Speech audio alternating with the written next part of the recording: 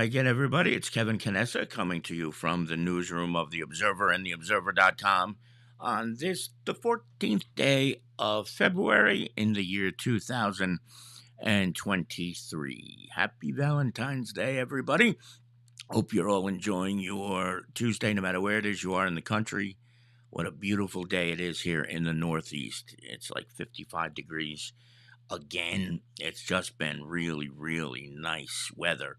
You would never know it's February, this part of the country. It just feels more like April than it has February at all. But as you do every Tuesday, you welcome me into your home so that I can bring you what's in this week's newspaper. And we're going to try a little different format this week and see how this goes. You never know. You never know. And I'm going to open up the program today talking a little bit about a story that you may have read about, not necessarily with us, but in other newspapers and you may have seen it on TV. And it's the story about Adriana Kuch, 14 years of age. She was a freshman at a high school in Berkeley Township. And unfortunately, she took her own life a week ago. And did you see this story? Anybody? Like, have you seen it? I would imagine most of you probably have. She lives in Bayville, and the story behind it was that she was at this high school. It's called Central Regional High School in Bayville, and she was attacked by 4 classmates, all 4 of which were girls. She was beaten. She was kicked. She had water bottles thrown at her. They were wetting her. And all the while, as this was going on during the course of whatever day this was, everybody who was in the vicinity stood by and watched it. And not only did people stand by and watch this poor 14-year-old girl getting the crap beat out of her, some of them even filmed it. And what has become a very, very popular trend among teenagers now is that when a fellow teenager gets the crap kicked out of them and somebody films it, they post it online and put it on social media. And that's what happened to poor Adriana Kuch. She was 14, and her wonderful classmates who did this, who stood by and watched as she was mercilessly beaten up, placed the video online. And as it turns out, from what I've been able to ascertain, the school district there in Bayville did absolutely nothing to help her at all. Nothing. We welcome in Eileen Matthey, who said that she had seen it on TV.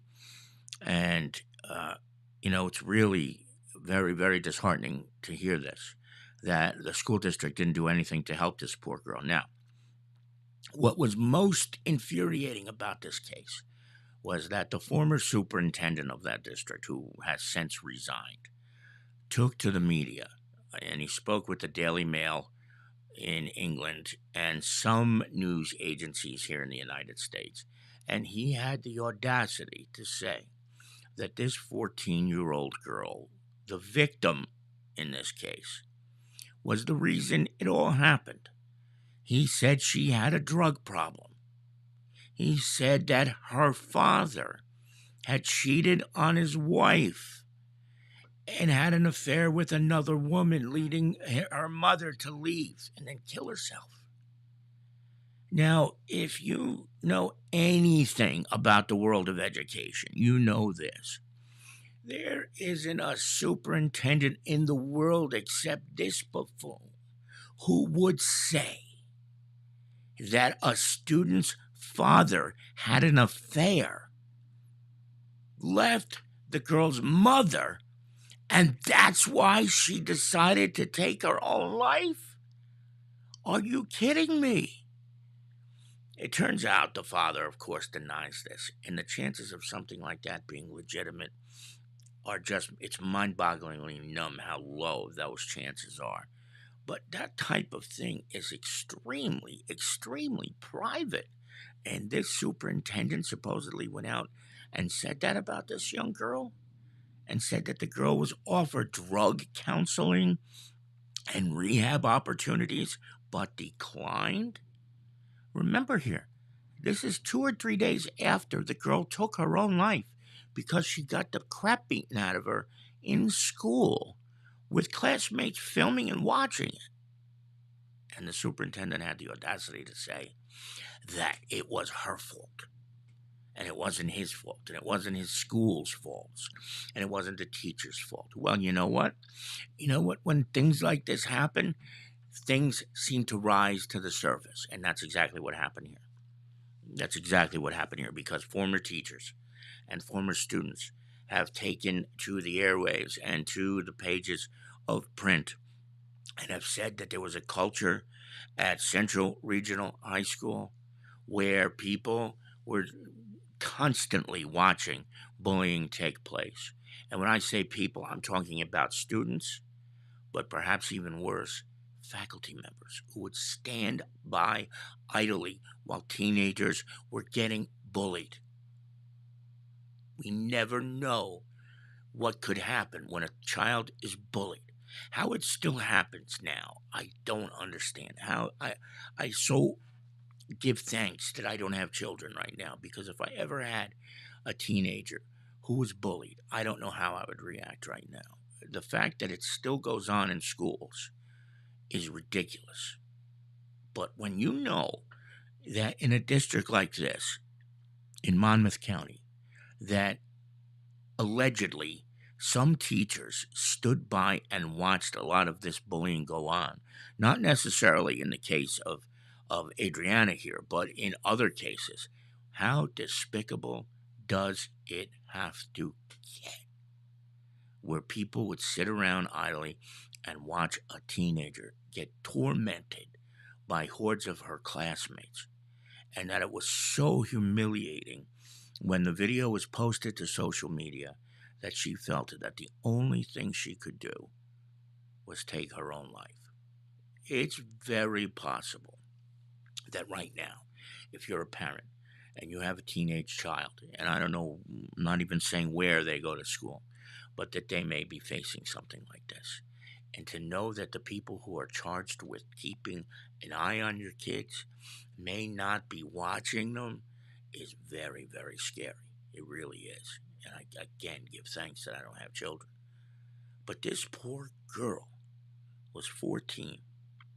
And then the superintendent had the audacity to say that she's responsible for her own suicide. She brought it on herself. Fortunately, he resigned, because if he didn't, I think he would have been fired anyway. First of all, for breaking, even if that were true, breaking the confidentiality of a family's private life is just unacceptable.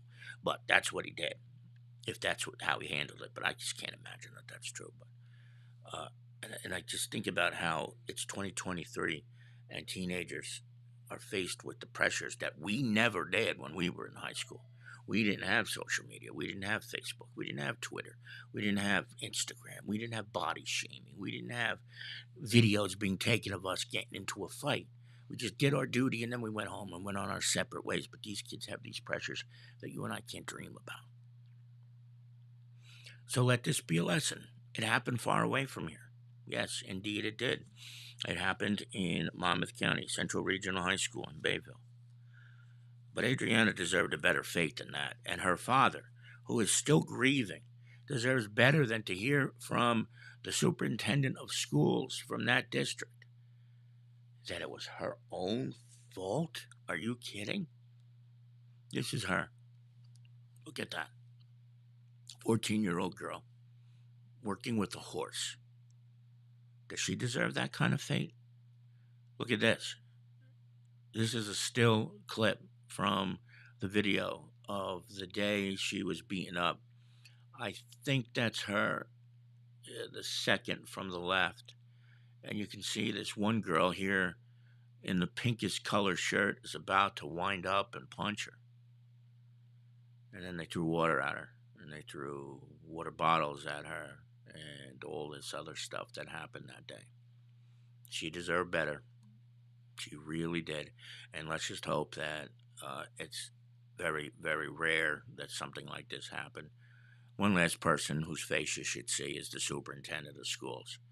I'm not even going to attempt to say his name. It's a very, very difficult Greek name. But this guy, I hope, never sees an office of a superintendentship ever again, or as a principal or any type of school district, for the way he handled this. And if it is true that the cultures that he has allowed in this school to permeate were really as bad as they seem, not only should he not be a superintendent ever again, he should probably do some time behind bars. So there's that. It is 42 minutes past the hour. Kevin Canessa here with you on this edition of The Observer Live. Pretty remarkable stuff, huh?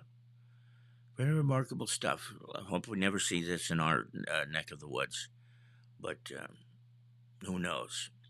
Next thing we're going to do is get into this week's newspaper. But before we do that, over the weekend, I was watching a video on YouTube. It was live at JFK Airport in Queens.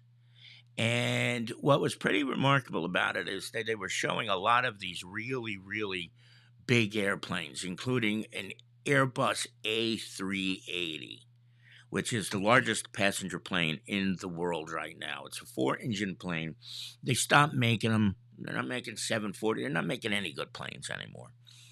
But Emirates Airlines is one of the most exclusive airlines in the world. You know that. You've heard of that before, haven't you?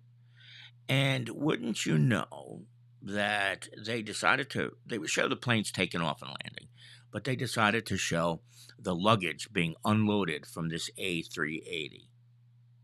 And take a look here. What happened to the luggage of the passengers who pay sometimes $10,000 for a one-way trip on Emirates Airlines. And then when we come back, we'll get into this week's newspaper.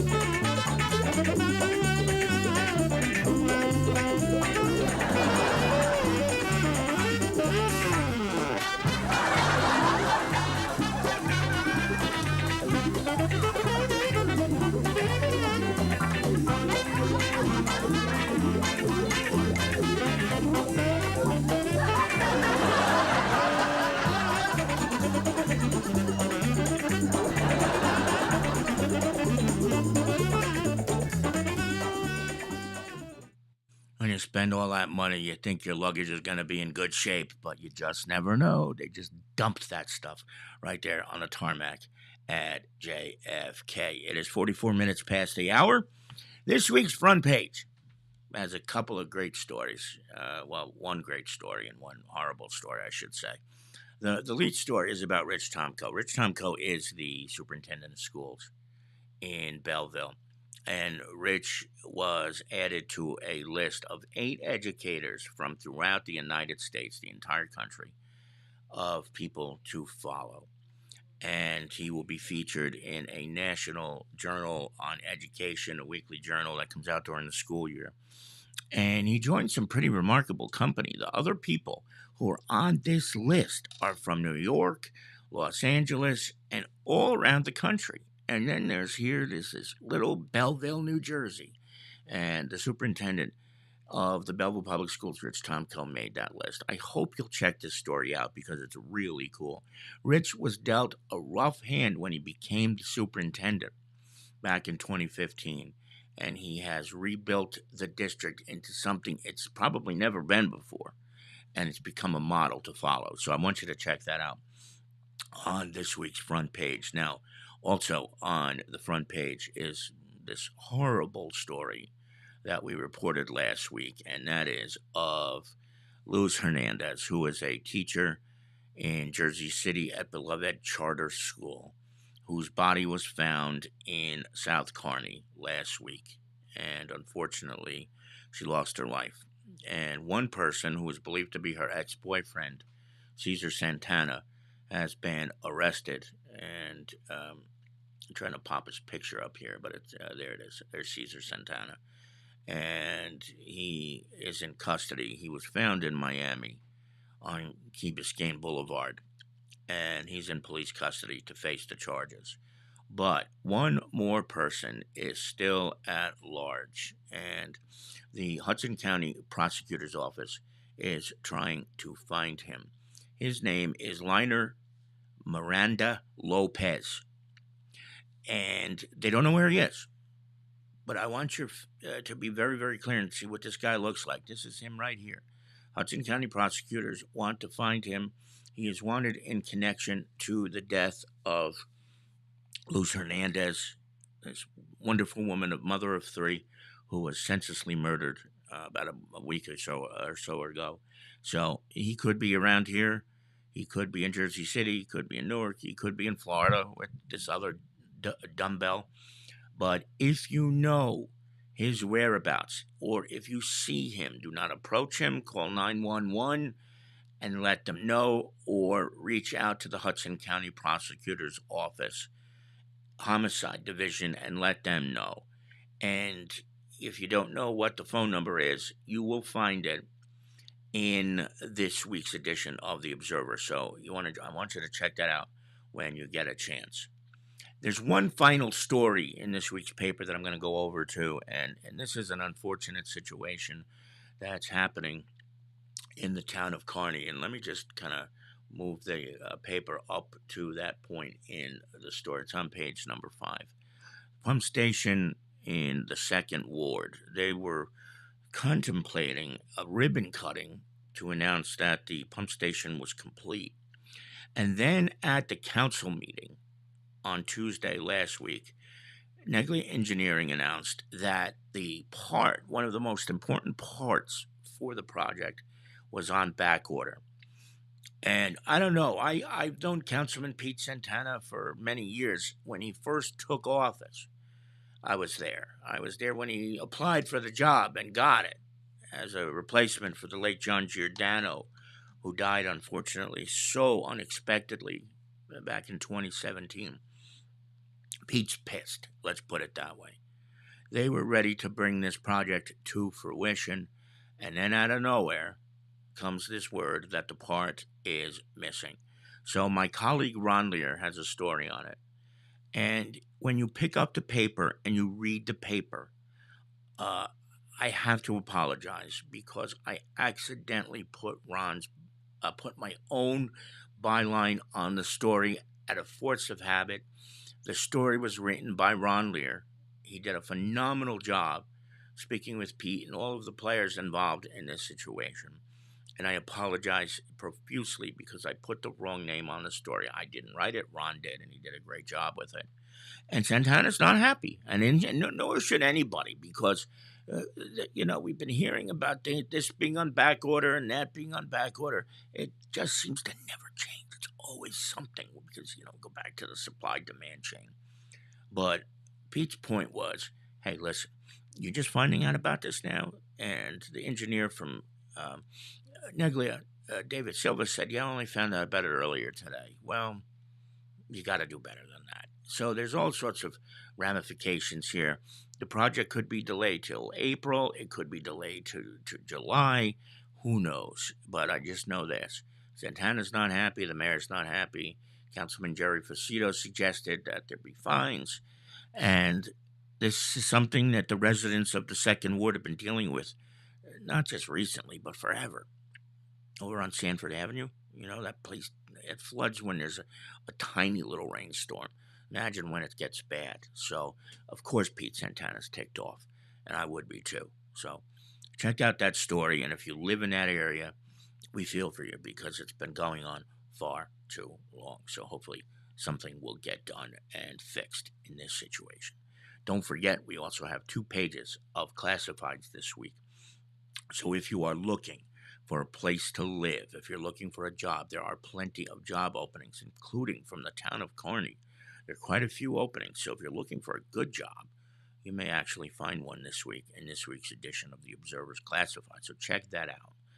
And we'll see what happens from there. It's 51 past the hour already. We went a little longer than we normally do, 21 minutes and 11 seconds, but we tried a new format today. We'll see how it goes.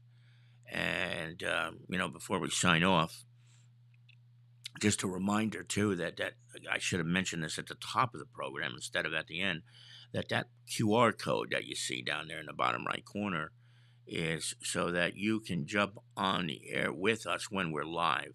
Of course, it will do you no good unless you're live. And if you scan that code with your phone's camera, it'll give you a couple of directions and you come right on the air and you can discuss anything we talk about. Probably not going to happen this week, but in the future, don't forget that's what that is there for. And of course, eventually we're going to bring you some guests too. So we'll do our best to make this a little bit more exciting for you. How's that sound? That's going to do it for this edition of the Observer Live. I want to thank each and every one of you for spending part of your Tuesday with me here on behalf of everybody here at the Observer. And we will be back 1 week from today, barring any breaking news, which we will bring to you as soon as we can when it does happen. So from the newsroom of the Observer and theobserver.com, Kevin Canessa signing off for now. And we hope to see you back here again very, very soon. Take care, everybody.